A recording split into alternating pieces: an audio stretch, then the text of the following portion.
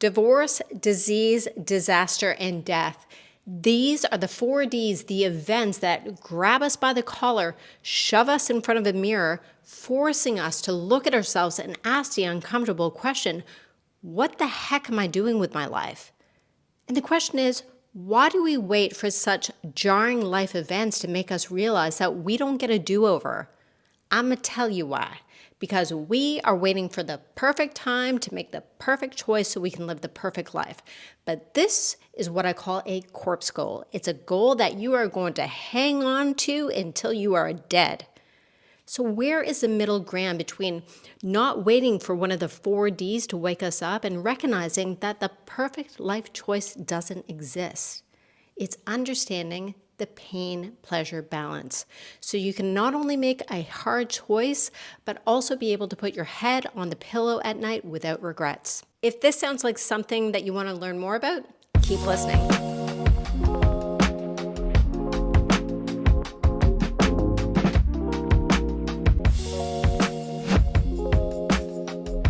And welcome back to another episode of the Self-Respect Revolution podcast, where we learn how self-respect influences how we see ourselves and the lives we live as leaders, executives, parents, dog parents, sisters, brothers, friends, and anyone else that you can think of.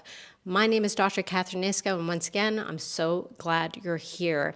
Now, if you're watching this episode, you will see that I'm wearing glasses because last night I scratched my eyeball and I was in so much friggin' pain. Which is ironic because today we are going to be talking about pain, specifically the pain about making hard choices. Now let's rewind for a second because the past two episodes kind of fit into what we're going to be talking about today. So a couple episodes ago, we were talking about self-care and understanding how through the lens of self-respect, self-care is not really a behavior that you choose. So it's not like the facial and spa days, which don't get me wrong, my skin is the most expensive thing I own. I love those things. But self-care is actually a question. And the question is, what is it I need to do right now to feel more like me? Hard question. And oftentimes when you ask that question, sometimes you don't even want to hear the answer, which leads me to point two, which is the concept of being true to oneself. Now, this is very different from authenticity. If you're interested to learn more about that, you can jump on back to the previous episode. But what you'll find out, as a spoiler alert, is basically being true to yourself is making choices that prioritize your happiness. But that means that you're not always making other people happy. And that's not easy for all of us.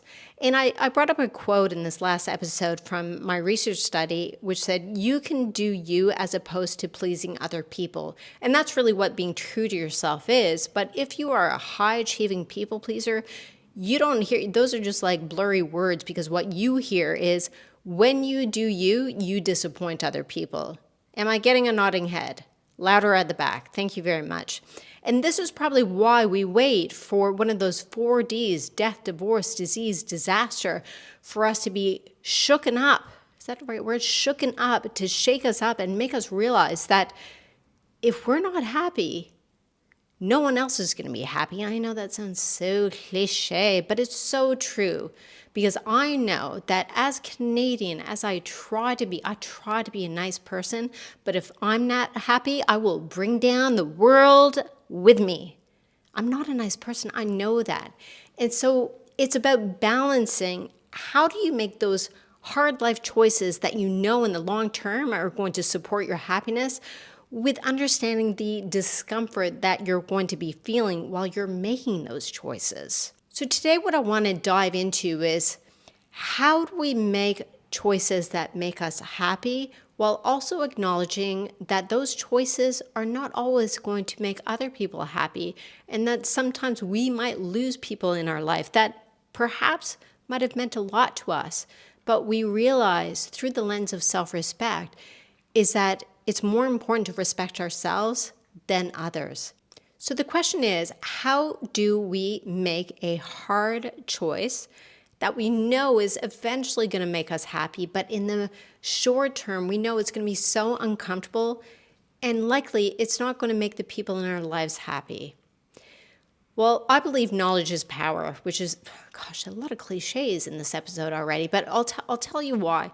So my dad is my guiding light. He's my best friend, and I always look to him when I'm looking for an answer. And gosh golly, I think it was like 5-6 years ago that he retired after what I believe is about like a 400-year career. He was a prof at Queen's University in the medical sciences. And I said to, Dad, after all these thousands of years of you working and finally retiring, what is one of the most important things that you learned? And he said, Kathy, you know what, the one thing I know is that I know nothing. And the underscore of that is that we can always learn more, not only about the world, but also ourselves. And I think that's why knowledge is knowledge. Knowledge that you know nothing is knowledge itself. One of the things that I recognize when it comes to this whole pain-pleasure concept is if you look at our lives, do you think we feel more pain or pleasure? The answer is pleasure, because we are addicted to feeling good all the time. We can get Uber Eats delivered to our office or home within 10 minutes. We have Netflix, where whether you admit it or not, you will go through that whole home feed, and after 10 minutes, you will say, I know you're going to say it without even me saying it, there's nothing to watch. Social media, online shopping. Okay, that is something that I don't want to admit, but let me tell you, online shopping makes me feel so good. We are constantly looking for pleasure because we in our brains think that that is a normal resting state. But our nervous system doesn't work that way. There's a thing called homeostasis. And basically what I want you to picture is like a balance, where the judgment person, if you're a lawyer, you're going to help me out here, but the blinded lady holding the scale. We cannot always live in pleasure land. It would be the equivalent of having every single day a sunny day for the rest of your life. How would you appreciate sun if you've never experienced anything else? If you never experienced like a torrential downpour? All of a sudden, things that used to bring us pleasure no longer do. And so it's no wonder that we feel so gosh darn uncomfortable making these hard choices, because we equate the discomfort and the pain and yuckiness that we feel as this is not normal. But let me tell you, it is absolutely normal. It's that thing that balances the equation. So we need to understand that a little bit of pain is actually really good for us. I'll give you an analogy here. Cold baths are the hashtag big thing nowadays. And yes, there's a lot of research and benefits around that. Sorry, I'm a warm shower person, because let me tell you, the screaming that you would experience, you would hear me from wherever you are in the world. I don't like cold showers. I like warm showers. Moving on. The point being is that a lot of people link, it's the cold water that is actually making me feel good. So if you dive into the research, you'll see that noradrenaline, adrenaline, and so forth spikes afterwards, and also a neurochemical called dopamine. It is associated with a mood boost. So in our minds, we're thinking, cold bath equals pleasure later through dopamine. But that is not the link. It's actually the dopamine is released due to the pain. So the pain that your nervous system experiences during the cold bath eventually makes or catalyzes dopamine release.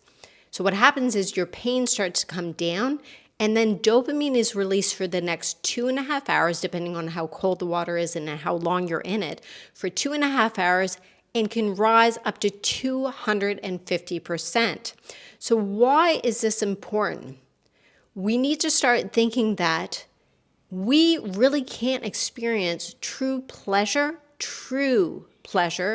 without including a bit of pain in our lives. So the point of this is, when it comes to choices, is that pain is not always a signal that we're doing something wrong. And also pain can be a signal that something good is going to happen. So let's circle this back to making those hard life choices. And I'd like to give you an example as a context. And I'm going to keep this very broad because it was a lovely woman who messaged me on social media. Her first message, and I was so excited to get it. The summary is basically she got a raise. But the underscore of this, or the preface of this, is that she messaged me and said, I would never have done this before, which obviously massive ego stroke to me. She said, basically, thank you so much for all the information you put out there because this has now helped me get a raise. So the context is that she came back from maternity leave to find a new manager. And this manager said that you have no room to grow in your position. And her immediate response was like, oh, well, clearly I don't. So I'm just going to, move back and just sort of fall in line. But then she said, well, no, this doesn't make sense. I've been there for years. I'm in a senior position. So she zhuzhed up her resume, put it on Seek, and within 24 hours, she had a whole bunch of offers at in very senior positions at very senior prices. She had a choice to make. She could either just fall back in line, or she could push through the discomfort of going to her boss and saying, what's up with the senior manager?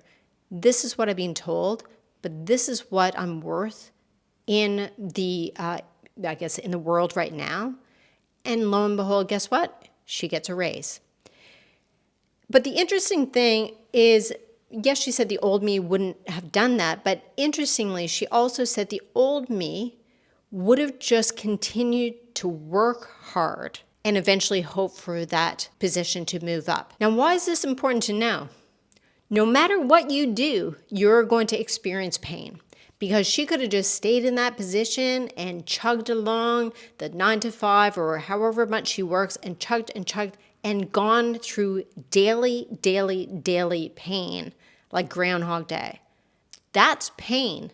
That is chronic long-term pain. Or, like a cold bath, she could knock on her boss's door, go through that excruciating uncomfort and discomfort, stand up for herself and say, this is what I'm worth. Throwing it back in your court now, a little challenge. Unless you're an alien on Earth here, there is going to be a decision that you've either been avoiding making, or that you're just waiting for the perfect moment and the perfect time and the perfect situation and the perfect conversation to get that perfect answer. It ain't happening. What is it called? Corpse goal.